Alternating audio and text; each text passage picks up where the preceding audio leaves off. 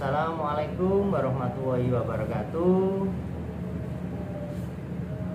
Ketemu lagi dengan saya Aibda Andrianto, anggota Polsek Mengati. Yang saya hormati Ibu Kepala Sekolah SMA Sunan Giri, yang saya hormati Bapak Ibu Guru dan staf tata usaha SMA Sunan Giri, serta siswa-siswi baru kelas 10 yang saya cintai dan saya banggakan. Pertama-tama marilah kita tetap panjatkan puji dan syukur atas kehadiran Allah Subhanahu wa taala yang telah memberikan kesempatan kepada kita semua dapat berkumpul di tempat yang insya Allah dimuliakan oleh Allah Tuhan Yang Maha Esa. Ucapan terima kasih kami juga tak luput saya sampaikan kepada Ibu Kepala Sekolah SMA Sunan Giri yang telah memberikan kesempatan kepada kami untuk menyampaikan sedikit pemahaman tentang lalu lintas kepada siswa-siswi kelas 10 SMA Sunan Giri. Pada dasarnya siswa-siswi kelas 10 rata-rata masih berusia kurang lebih 16 tahun. Belum memiliki KTP dan otomatis belum mempunyai surat izin mengemudi atau SIM. Sesuai aturan, siswa-siswi semuanya tidak diizinkan untuk mengendarai motor sendiri. Namun faktanya mayoritas semua siswa-siswi yang pergi ke sekolah sudah membawa motor sendiri-sendiri. Dari kepolisian setempat ada kebijakan lokal sehingga adik-adik sekolah yang menggunakan sepeda motor untuk pergi ke sekolah tidak ditindak, mungkin ditilang atau mungkin ditegur. Pesan saya, yang penting aturan berkendara bermotor harus tetap sesuai aturan, pakai helm, dan kalau berboncengan tidak lebih dari 2 orang. Budaya dan keberadaan bangsa bisa dilihat dari berlalu lintas, masyarakatnya yang berlalu lintas. Tingkat disiplin masyarakat yang rendah bisa diketahui dari perilaku di jalan raya. Dengan pelanggaran yang sangat tinggi, apakah kita masih bisa disebut dengan berbudaya berlalu lintas yang baik? Tentu jawabnya tidak. Saat ini pengguna jalan sudah masuk dalam kategori ironis. Banyak orang dengan gampang dan tidak punya rasa malu melanggar aturan lalu lintas. Lebih menyedihkan lagi, menerobos lampu merah yang berbahaya bagi keselamatan dirinya sendiri dan orang lain, tidak memakai helm ataupun menelpon sambil mengemudi.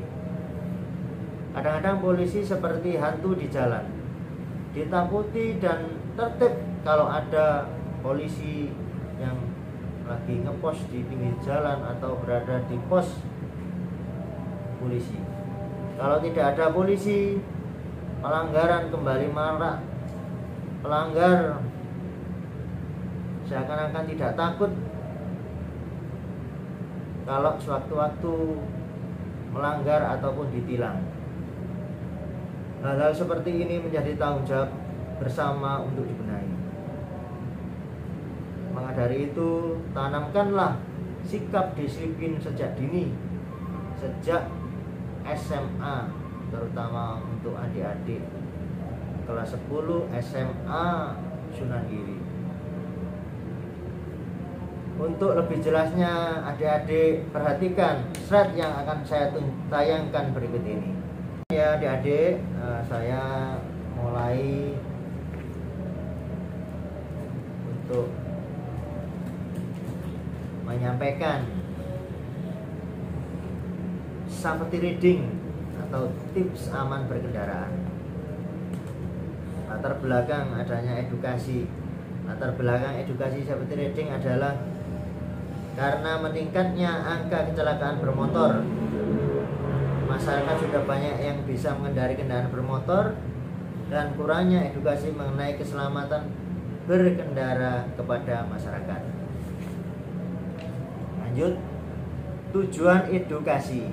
Edukasi ini bersifat untuk pertama, mengingatkan pengendara bahwa keselamatan adalah hal utama. Kedua, merubah mindset pola pikir pengendara bahwa keselamatan adalah tanggung jawab pribadi. Tiga, mengingatkan pengendara untuk selalu melakukan persiapan berkendara sebelum melakukan perjalanan. Empat, mengingatkan pengendara untuk selalu menghargai pengguna jalan lain ketika berkendara.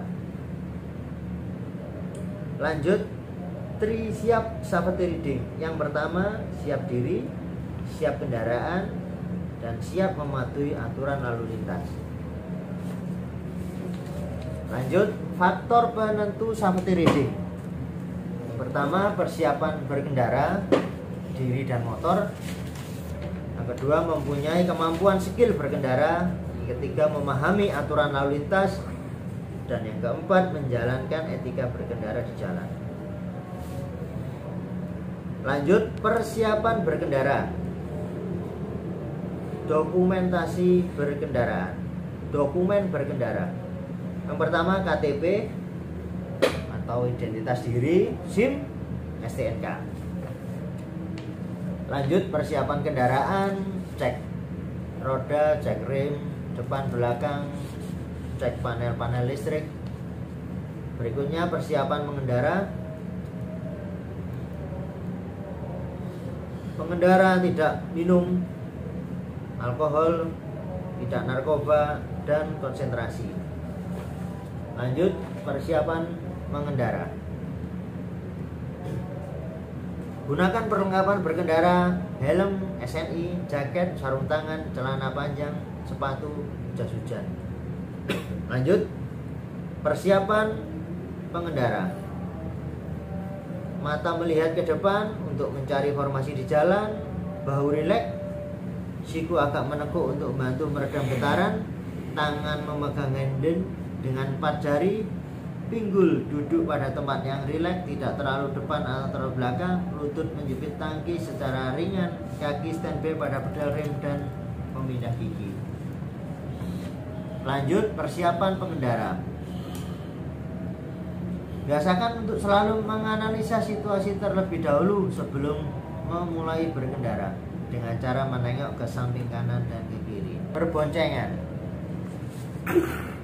Pada saat berboncengan, perhatikan hal berikut. Sepeda motor hanya digunakan untuk 2 pengendara. Penumpang harus mengenakan perlengkapan kendaraan standar. Penumpang harus mengikuti pergerakan pengemudi. Lihat gambar posisi yang benar. Lanjut, pelanggar lalin yang sering dilakukan. Rata-rata pelanggaran ini yang ada di lapangan, yang ada di jalan raya. Pertama, melawan arus, tidak pakai helm, tidak menyalakan lampu utama, balap liar, berkendara di trotoar, dan menggunakan HP pada saat mengendarai kendaraan. Nerobos lampu lalu lintas, traffic light, itu juga sering dilakukan oleh pelanggar. Lanjut, setiap orang yang mengemudi sepeda motor dilarang membonceng lebih dari 1 penumpang. Perhatikan contoh gambar. Lanjut, membawa barang. Bila akan membawa barang, harap diperhatikan hal berikut. Yang pertama, lebar barang tidak melebihi lebar stang kemudi. Yang kedua, tinggi barang tidak melebihi tinggi pengemudi. 3, panjang barang tidak melebihi panjang sepeda motor. 4, berat barang tidak melewati batas yang diizinkan. 5, pastikan barang terikat erat dengan sepeda motor.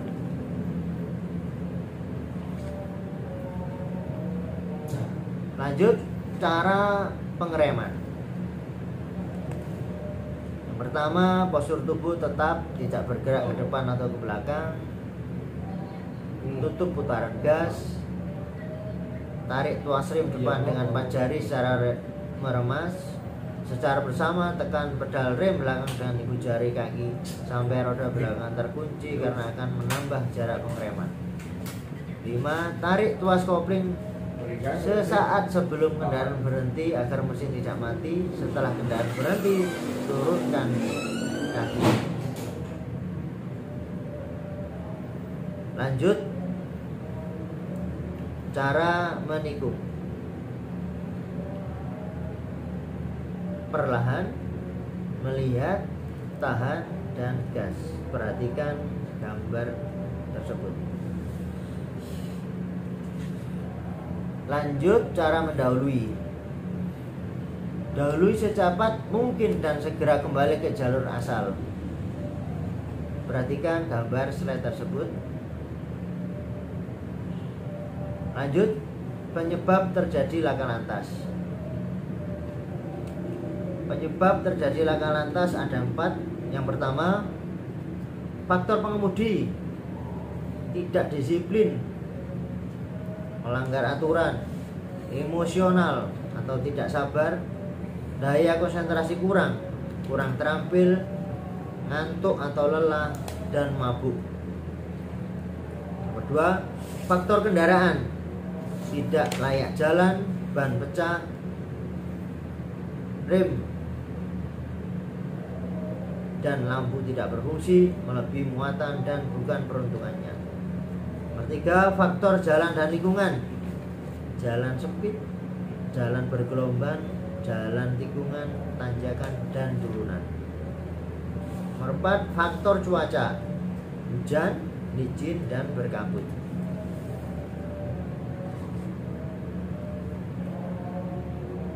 Lanjut, SIM. Pengguna jalan atau pengemudi kendaraan wajib dilengkapi dengan SIM. Untuk motor SIM C, untuk roda 4 lebih SIM A, dan seterusnya. Lanjut, pengguna jalan yang memperoleh hak utama. Pertama, pengguna jalan yang memperoleh hak utama. Dipahami ya adik-adik, yang diutamakan di jalan raya. Ingat-ingat, yang diutamakan melintas di jalan raya. Yang pertama, kendaraan pemadam kebakaran yang sedang melaksanakan tugas. Yang kedua, ambulan yang mengangkut orang sakit. Yang ketiga, kendaraan untuk memberikan pertolongan pada kecelakaan lalu lintas. Yang keempat, kendaraan pimpinan lembaga negara Republik Indonesia.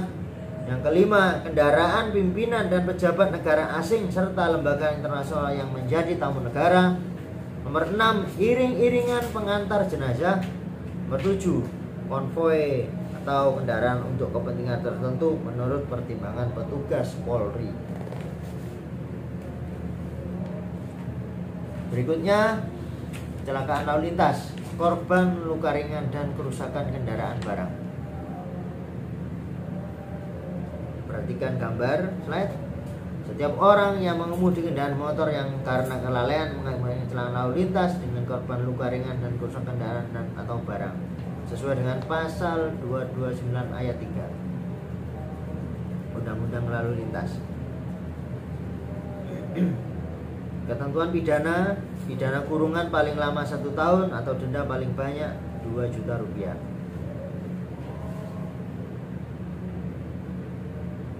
Lanjut, kecelakaan lalu lintas korban luka berat. Setiap orang yang mengemudi kendaraan motor yang karena kelalaian mengakibatkan kecelakaan lalu lintas dengan korban luka berat. Pasal 229 ayat 4. Ketentuan pidana kurungan paling lama 5 tahun atau denda paling banyak 10 juta rupiah.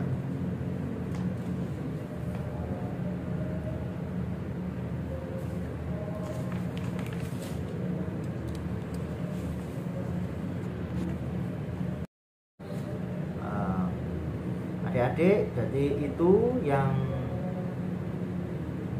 slide atau gambaran aturan berlalu lintas atau tata cara safety riding berlalu lintas Harap diperhatikan, harap dilaksanakan. Mudah-mudahan adik-adik berlalu lintas di jalan bisa sesuai aturan dan selamat sampai di tujuan. Baiklah, cukup sekian materi yang saya berikan. Apabila ada tutur kata yang kurang berkenan, mohon maaf yang sebesar-besarnya. Wassalamualaikum warahmatullahi wabarakatuh.